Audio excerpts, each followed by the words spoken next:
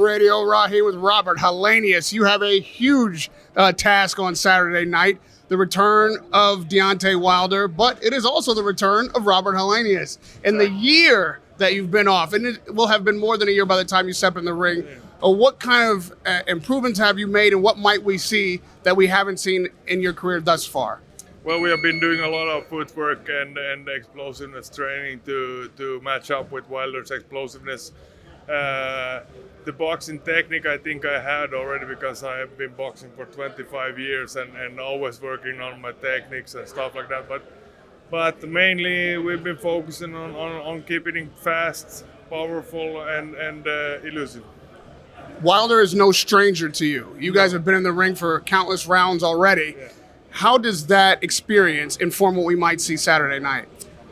Well, it's hard to take sparring sessions and convert them to fighting because fight is always a fight and sparring is different. So, and I was preparing for a whole different kind of baller back then. When I was preparing for Kolnaki, so I wasn't even ready for what Wilder was bringing back then. But of course, it gives you a sense of what kind of power, what kind of hands are being thrown at each other.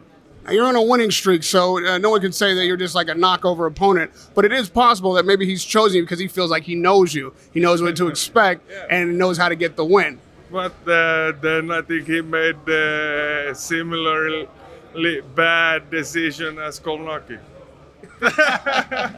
Now, I can't help but notice that you look an awful lot like Tyson Fury. Are you trying to give him some kind of PTSD on Saturday night? I was here before Tyson Fury. He's a young boy against me.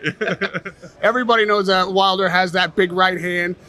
We've seen him with Fury 3 times, getting up off the canvas, mind you. How do you avoid that big power shot? And your knockout ratio isn't quite as big, so are we looking for a 12-round fight, and how do you win a decision Of against course, Wilder? I've been training for going all 12 rounds. I'm ready for that if that's happened, but it's a heavyweight fight and anything can go.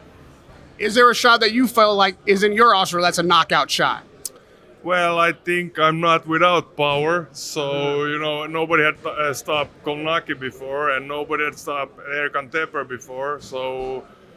Even if you go back like 10 years ago, before all my injuries and my career breaking contracts and stuff like that, I was knocking out Samuel Peter, Lemon Brewster, Liankovic. So I don't think I think he has to respect my power as well.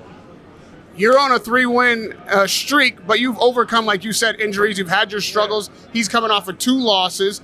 This game is also a mental game. Where do you think his head might be at on Saturday night, and do you find advantage there? Well, I can't take anything for granted, and even when we got this fight, I told my trainer and my manager that this is gonna be he who wants it the most and believes in himself the most.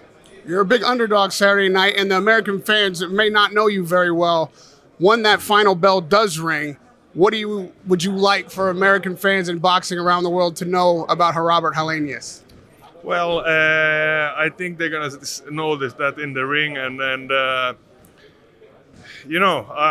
I've been fighting all my life, and in these last couple of years, I think I've just gotten a new love for the sport and been training and hassling with training all the time, every day, all the time. And for Wilder, who believes he knows you at least well enough to pick you as an opponent after sparring, what is it that he's going to learn on Saturday night that he didn't know before? It's not the same guy that you sparred with. Radio Rahim, good luck on Saturday night with Robert Helenius.